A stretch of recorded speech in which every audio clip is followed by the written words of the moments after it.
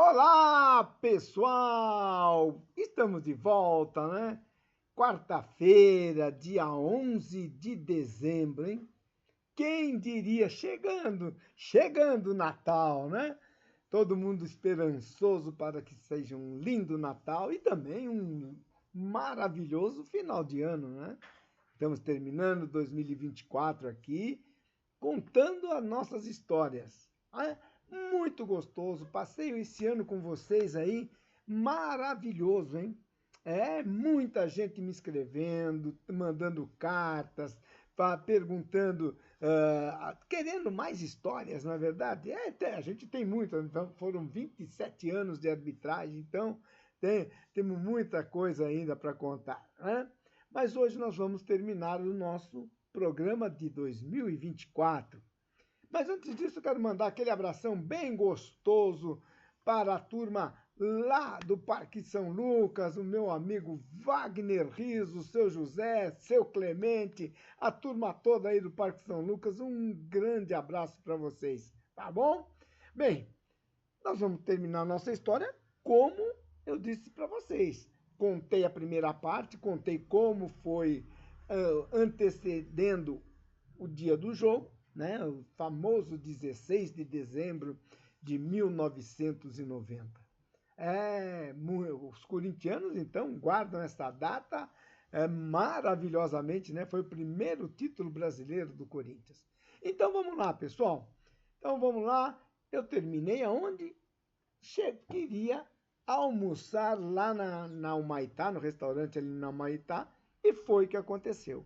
Então chegamos no 16 de dezembro de 1990. Fomos lá, vim da praia, como contei na semana passada, vim da praia e fui direto para o encontro dos árbitros, né, que nós iríamos trabalhar lá no Morumbi. Foi legal, almoçamos, estavam todos os meus auxiliares, que eram o Sérgio Fernandes, o Marcos Pironelli e o Sérgio Correia. Então nós ficamos todos ali, almoçamos tranquilamente. Por volta de 13 horas, nós fomos para o Morumbi. O carro que a federação disponibilizava para nós nos levou até o Morumbi. Chegamos lá, já estava um alvoroço tremendo, né? Toda a torcida chegando, tanto do São Paulo como a torcida do Corinthians chegando. E foi um negócio assim, né? A gente fala, caramba, hoje vai ser casa muito cheia. E foi mesmo, com 120 mil pessoas no Morumbi, né? Aí o carro já adentrou direto lá no estacionamento dentro do Morumbi, nós descemos, fomos para vestiários tranquilamente, nenhum problema. Alguns repórteres já estavam lá postos para começar a falar do jogo. E aí, o que aconteceu? Nós falamos, infelizmente, nós não vamos poder falar da partida, não podemos dar entrevista, né? Eles estavam acostumados, Vanderlei Nogueira, Roberto Carmona, Zé Calil, a turma toda, Romeuzinho, César, Edilson Lima, todo mundo, todos os repórteres que estavam lá queriam uma palavra, mas eu falei, olha, infelizmente eu não posso me conectar com vocês agora, mas tranquilamente, está tudo bem, dei aquelas explicações sem estar no ar. E fomos para o vestiário, sossegado. Fizemos o trabalho ritual, né? Eu fiz lá a minha preparação, como tenho minhas orações, montei a minha Nossa Senhora, meus protetores num canto, deixei tudo preparadinho, nos trocamos e fomos fazer a nossa parte de aquecimento ali naquele corredor ali dos vestiários do Morumbi e fomos fazer o nosso aquecimento. Nisso daí, quando já estávamos preparando para isso, o querido Roberto Carmona começou a me chamar, Edmundo. Eu falei, Carmona, não posso dar entrevista, mas não, olha, o Osmar Santos está agora conversando com a sua esposa lá e ele está pedindo que você pelo menos faça um oi para ela. Aí falei, Carmoninha, você é meu considerado há muito tempo, então vou fazer só isso. Fala para o Osmar que eu vou só falar um oi para ela e mais nada, porque eu não posso estar conversando, você sabe disso. E foi isso que o Carmona fez. Ligou, Osmar, Edmundo aqui na linha, pá. Aí eu falei, né, Osmar, obrigado, aí você está conectando com a minha família, mas a gente não pode falar muito, hein? Então fala um oi para sua esposa. Aí eu falei um oi para ela, ela me desejou boa sorte, e foi isso que nós fizemos antes de entrar em campo. Foi a única palavras que eu falei na rádio, foram essas. Obrigado pelo Osmar Santos e obrigado pela minha esposa, que estava me desejando um bom jogo. Bom, fomos para o estádio superlotado, todo mundo vendo ali, e depois deu, né? Quase 120 mil pessoas estavam naquele dia lá no Morumbi. Foram formações das equipes, tudo tranquilamente. E aí, vamos para o jogo. Só que aí eu conto para vocês. Antes de nós entrarmos ainda, estava no nosso vestiário, claro, o presidente da CBF na época, Ricardo Teixeira, o presidente do Departamento de Artes, o Ivens Mendes, e mais um outro diretor da CBF, que lá foram me desejar boa sorte. A única que eles falam, né, e isso daí é normal, olha, Edmundo, um jogo importante, não vamos estragar o espetáculo. Não vamos estragar o espetáculo mostrando muito cartão, essas coisas. E fomos para o jogo. O jogo começou pegado, o Corinthians se defendendo bem, porque o Corinthians tinha ganho de 1-0, jogava pelo empate, já se defendendo, mas foi um dos momentos que eu não estive bem no jogo. Foi quando o Jacenir, lá do lado esquerdo, fez uma falta dura, que merecia cartão amarelo, e eu não mostrei. O pessoal já estava acostumado. Eu, naquele momento lá, eu era um dos árbitros que mais mostravam os cartões. Não tinha conversa, era qualquer falta, cartão. E eu não mostrei. Logo em seguida, o Giba também fez uma falta no Raí, e eu também não mostrei o cartão. Quer dizer, e ficou aquele, né? Pô, mas cartão, aquela reclamação. Seguindo o jogo, eram mais ou menos 25 minutos do primeiro tempo, e aquela pegada, pega aqui, pega lá. Eu falei assim, gente, pus na minha cabeça assim, no meu pensamento, né? Principalmente pedindo a Deus. Poxa, eu falei assim, eu não sou esse árbitro que deixa moleza para esses jogadores. Eu vou ter que impor o que eu faço. E o que aconteceu? Logo em seguida, o jogador Flávio, né, que jogava no São Paulo, fez uma falta e mostrou o cartão amarelo. E aí, o seu Tele Santana já sempre reclamava, já começou a reclamar lá na beira do campo. Eu tive que tomar minhas atitudes. Mas eu falei, eu vou perder para esses 22 perante 120 mil pessoas? Não. E aí comecei a fazer aquela marcação seguida. Eu corria bem naquela época, estava na ponta dos cascos, como dizem o pessoal, né? E fiquei em cima do jogo, levando mais um cartão aqui, outro ali, Bernardo e tal. Fomos para o final do primeiro tempo, 0-0, sossegado, ninguém reclamou, né? Apesar, né, que quem escutava naquela época, Luciano do Vale, e tinha Mário Sérgio, que eu já tinha, né, trabalhado com ele muitos jogos, ele como técnico, e foi, né, na época que ele era técnico até do Corinthians, já foi expulso uma vez de campo, que eu expulsei. E aí ele só malhando, dizendo que eu estava estragando o espetáculo e tudo mais. Mas, na verdade, todo mundo falando tranquilamente. Aquilo, quando eu desci para o vestiário no intervalo, os repórteres que me conheciam falaram, Edmundinho, tá tudo bem, tá tranquilo, sabe? Dando aquele apoio lá para que a gente continuasse da mesma forma. Tanto é que depois, no final, eu já digo, a minha atuação, né?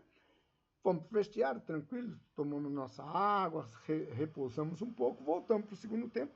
Aí, o segundo tempo, daqueles, né? O Corinthians precisando ser campeão e o São Paulo vencendo também seria campeão. Então, foi uma pegada. Só que o São Paulo, naquele dia, não estava naquele São Paulo que a gente viu o São Paulo Tele Santana jogando, indo para cima, tentando fazer gol. São Paulo, não sei o que aconteceu naquele dia, não fez nada praticamente disso. Tanto é que eu tranquilamente comandei a partida, não teve lances polêmicos, não teve nada para ser colocado que o São Paulo foi prejudicado. Não. Aí nós fomos para o segundo tempo. No segundo tempo, então, o jogo pegado, começou aquele jogo aqui, mais um cartão, outro. Chegou a certo momento, o Bernardo e o Wilson Mano se desentenderam. Eu simplesmente não teve nem problema nenhum. Chamei os dois, expulsei, mandei para fora, saíram tranquilamente. E aí até, né, a gente diz no comentário lá do seu Mário Sérgio, que Deus o tenha lá, ele falou, tá vendo? Os jogadores estão saindo abraçados. Quer dizer, eles não fizeram nada. Por que ele estragou o jogo? Ele não estragou.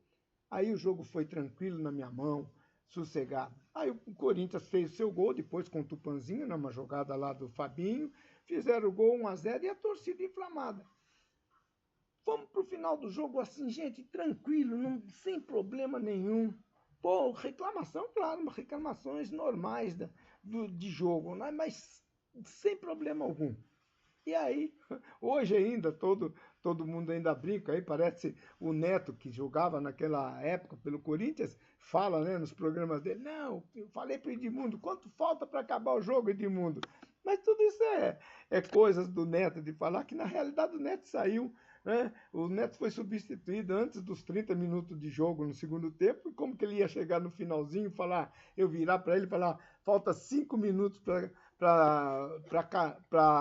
o Corinthians ganhar.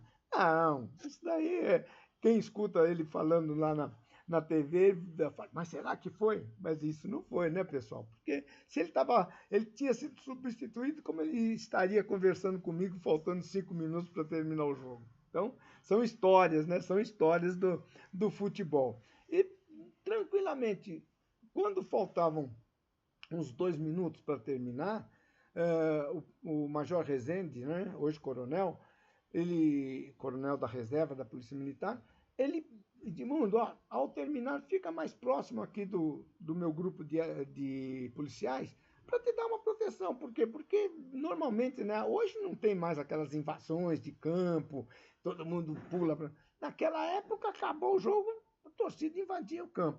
Então, o que aconteceu? Terminou ali, a única coisa que eu escutei do São Paulo foi do jogador Zé Teodoro, que quando terminou, que eu vinha ali perto do policiamento para sair, ele falou, é assim que você quer chegar à FIFA? Ruim desse jeito? Tá. E o Tele, que reclamou, dizendo, você não apita jogos grandes. Mas não foi bem essas palavras, né? Tanto é que ele falou, né, se insinuou que eu tinha prejudicado São Paulo. E depois eu coloquei isso no Tribunal de Justiça Desportiva. Tele foi lá se retratar e disse, não, eu não falei nada mal da arbitragem dele, eu só disse que ele não tinha condição de apitar grandes jogos. Cada um se defende como pode. Mas, na realidade, gente, foi isso que nada aconteceu. Então, muita gente ainda leva, né, aquela história, porque o Edmundo fez isso, aquilo. Nada. Eu falo para vocês, a minha nota final foi 8 pelos delegados ali da federação. O início do jogo, como eu falei para vocês, foi muito fraco. Né? Eu deveria ter tomado a postura antes com Jacenir e com Giba. Não aconteceu, mas eu consegui controlar o jogo a partir daqueles 25 minutos do primeiro tempo, como eu expliquei para vocês. Então, no final, a minha média chegou a média 8 numa final, e numa final tão empolgante dessa forma, a nota 8 foi realmente espetacular. Muitos dizem, Edmundo saiu para cá, para lá. Não. Terminou o jogo, tomamos nosso banho, demoramos, porque tinha muita gente saindo do estádio. Aí fui eu, os delegados, naquela época foi o Dagoberto Paganini, o seu Zé Humberto, e Devido Soares e seu Milton Caetano, os 4 delegados da federação. Mas os meus auxiliares, inclusive Emílio Mesquita também estava lá, foi junto conosco, e fomos jantar numa pizzaria ali na Bela Vista. Foi esse o final. Quer dizer, enquanto todo mundo falava, Edmundo saiu para lá, foi não sei com quem. Não foi. Fui simplesmente nessa pizzaria com os meus árbitros e os delegados da federação. Tenho que colocar 3 coisinhas para vocês. Da nossa equipe de esportes que estiveram lá comigo. Professor Francisco Carlos Dada, professor Chicão, obrigado. Ele conta a história, uma hora ele vai contar também no nosso programa de rádio. O quê? Ele ficou o jogo inteiro torcendo pela minha atuação. Ele trabalhava comigo como professor de Educação Física na Secretaria de Esporte, na Escola de Futebol da Aclimação. Ele falou, Edmundo, eu fui no jogo torcer para você.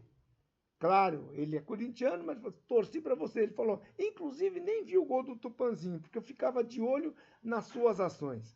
Obrigado, professor Chicão. É uma coisa que a gente vem saber depois de muitos anos e eu fico muito feliz.